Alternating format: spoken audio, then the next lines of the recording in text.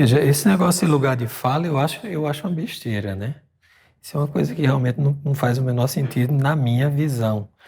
Porque é o seguinte, eu acho que a premissa que está por trás disso aí, que é falsa, é assim: você só pode falar ou opinar sobre o que quer que seja se você viveu aquela experiência.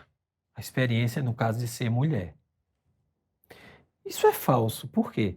Porque se nós somos humanos, é porque nós temos uma capacidade que chama abstração, que eu posso transcender os influxos imediatos dos sentidos.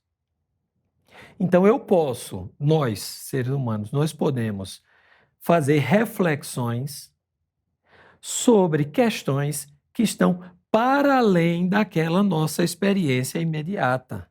Então, isso é uma bobajada. Eu acho que, na verdade, quando criaram esse negócio de lugar de fala, isso aí é uma ferramenta de manipulação psicológica. Para quê? Para, no momento em que a pessoa diz, você não pode falar nisso, porque você é homem, o cara, se ele não tiver muito seguro, não tiver muita convicção da situação, o que é que ele vai fazer? Eu concordo, realmente, eu não vou falar não. Isso é uma coisa para travar a pessoa psicologicamente.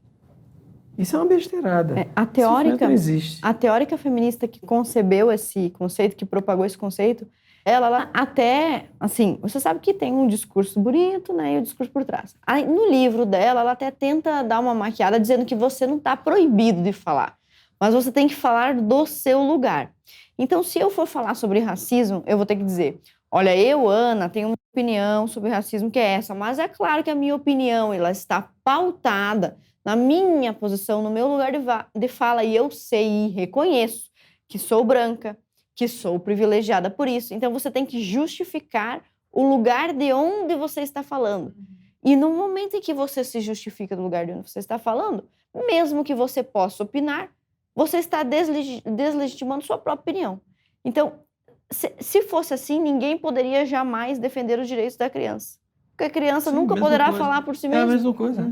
Então, por exemplo, a abolição, né, da escravatura, ela foi empregada e só poderia por pessoas que não eram escravas e que conseguiram ter empatia pelos oprimidos para lutar pela libertação deles, porque obviamente eles já não queriam ser escravos. E a menos que alguém de fora colaborasse com eles não nunca, né? Não. Os escravos tinham força e número para reagir e ainda assim não conseguiam. Então, se valesse esse argumento, crianças não poderiam ser representadas e nem conquistar seus direitos. Os negros teriam dificuldades. A princesa Isabel, embora seja difícil para o movimento feminista, embora ela seja uma mulher, reconhecer, ela teve uma atuação fundamental nisso. Mais do que qualquer outro negro no Brasil, mais até do que o Zumbi dos Palmares. E ela não era, então, não era negra e não era escrava. O que o movimento feminista diria nessa situação? Que a princesa Isabel, antes de fazer qualquer coisa, assinar qualquer documento, ela teria que se posicionar no seu lugar de fala e auto-justificar a sua própria existência.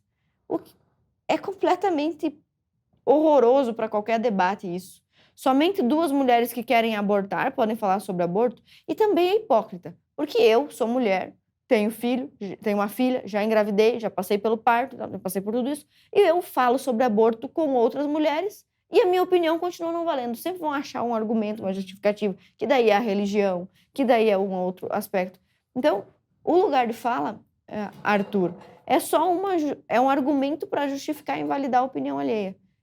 E a gente sabe que é um dos preceitos básicos da inteligência, da discussão filosófica, é que num debate os dois considerem a opinião do outro como legítima. Não tem por que eu discutir nada com você, não vou discutir. Eu acho impressionante isso, porque algum tempo atrás, acho que foi em 2017, eu fui com um amigo, me inscrevi num curso de extensão de uma universidade para falar sobre feminismo.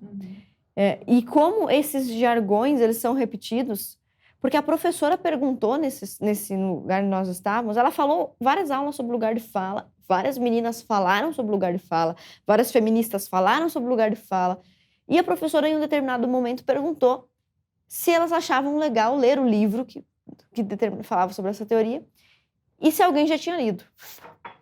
E naquela sala, que tinha mais ou menos umas 50 meninas, onde elas estavam já há vários encontros, há semanas, falando sobre lugar de fala, apenas 2 tinham lido o livro.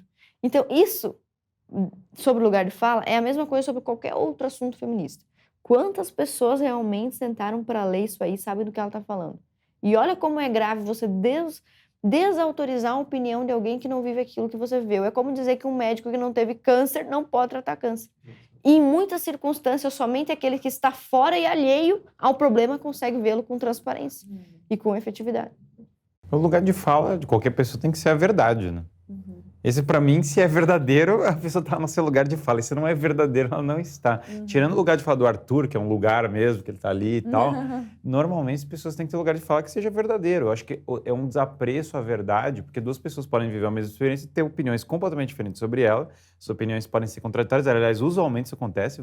Se pegar qualquer evento, um tsunami, uma guerra, uma opinião política, pessoas que vivem a mesma situação pensam coisas diferentes. Esse argumento do tipo, eu estava lá no comunismo. Tem gente que estava lá no comunismo e acha, foi maravilhoso. E tem gente que estava lá no genocídios e olhou e falou, isso aqui não foi maravilhoso, isso aqui foi uma experiência terrível.